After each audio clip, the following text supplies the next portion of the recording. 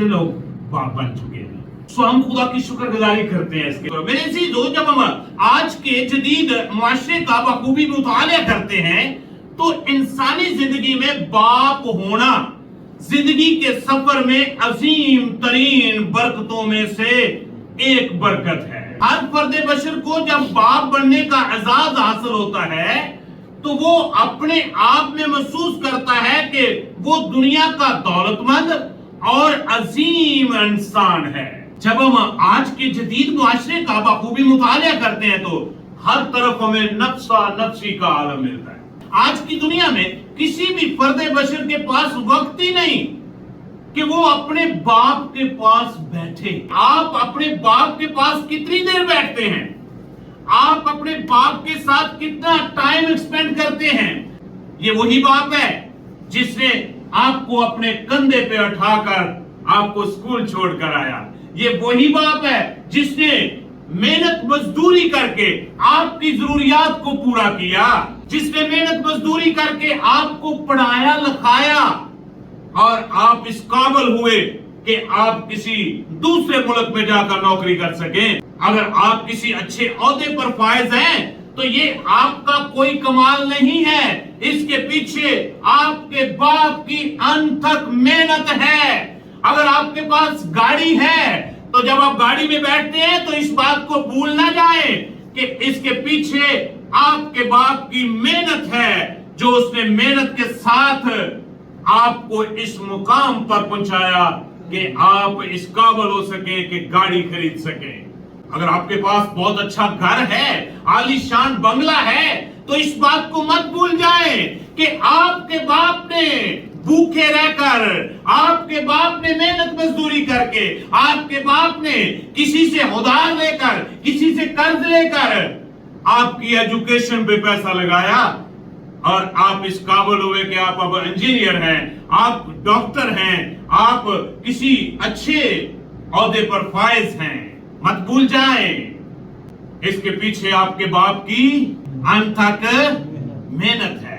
आपके बच्चे छोटे हैं, आप कितनी मेहनत कर रहे हैं? तो कल को अगर आपके बच्चे जब बड़े हो जाएं, जब आपके बच्चे बरसरे रोजगार हो जाएं, अगर वो आपके पास आकर ना बैठे तो आपको कितना दुख होगा। बाप को साल बाद खराजे तहसीन पेश करना ये काफी नहीं है, बल्कि हर बेटे और बेटी के लिए हर रोज फादर डे है। उसने हर रोज अपने बाप की रिस्पेक्ट करनी है। बाइबल मुकद्दस के अंदर 1521 मर्तबा बाप का लफ्ज आया है। माँ और बाप, इसका जिक्र बाइबल मुकद्दस के अंदर 46 मर्तबा आया है। अच्छा, लफ्ज अब्बा बाइबल मुकद्दस के अंदर 4 मर्तबा आया है। और याद रखें, इंग्लिश में भी अब्बा ही है, उर्दू में भी अब्बा ही है, यूनानी जुबान के अंदर भी लफ्ज अब्बा ही है। बाप का मतलब है एक जिम्मेदार शख्सियत। जब तख्लीके कायनात का आगाज किया तो खुदा ने पहले आदम को बनाया और आदम को बनाने के बाद उसने देखा कि इसका अकेला रहना अच्छा नहीं है। फिर उसके लिए एक साथी, मददगार बनाया ताकि वो उसके साथ रहे।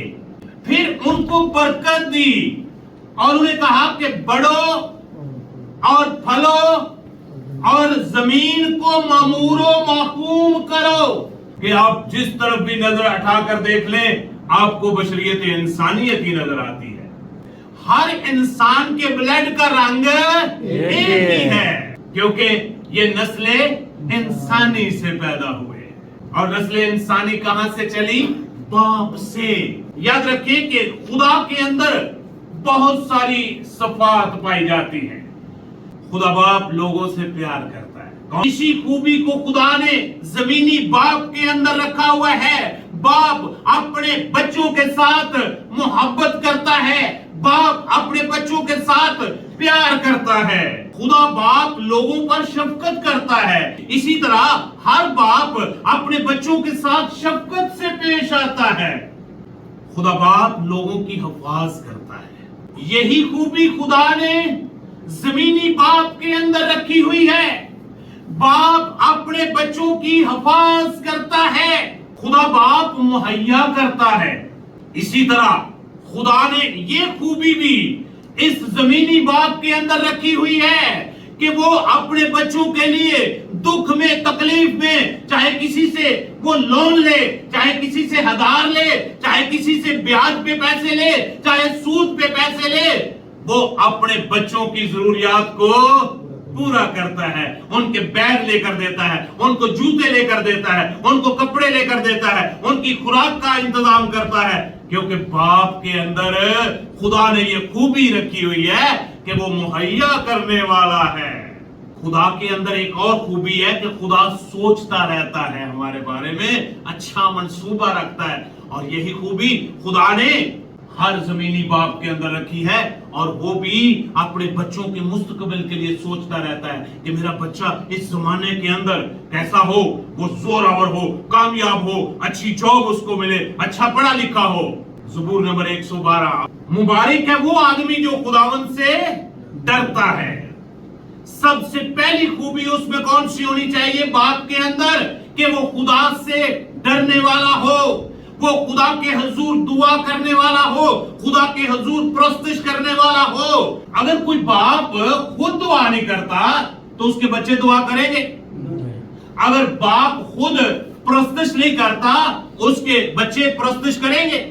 اگر باپ بذاتے خود بائبل نہیں پڑھتا اس کے بچے بائبل پڑھیں گے؟ اگر باپ بذاتے خود چرچ میں نہیں جاتا, عبادت میں نہیں جاتا, تو اس کے بچے عبادت میں نہیں جائیں گے, کیونکہ بچے اپنے باپ کو فالو کرتے ہیں. باپ اپنے بچوں کے لیے ایک بڑا خوبصورت پیٹرن ہے, اور بائبل بیان کرتی ہے مبارک ہے وہ آدمی جو خداوند سے ڈرتا ہے اور اس کے حکموں میں خوب مسرور رہتا ہے. ایسے کام کرنے والا, دعا کرنے والا, پرستش کرنے والا, خدا کے کلام کو پڑھنے والا, اس کے حکموں پر عمل پیرا ہونے والا مبارک ہے. اس کی نسل زمین پر کیا ہوگی؟ زوراور ہوگی. اس کی نسل زمین پر کامیاب ہوگی.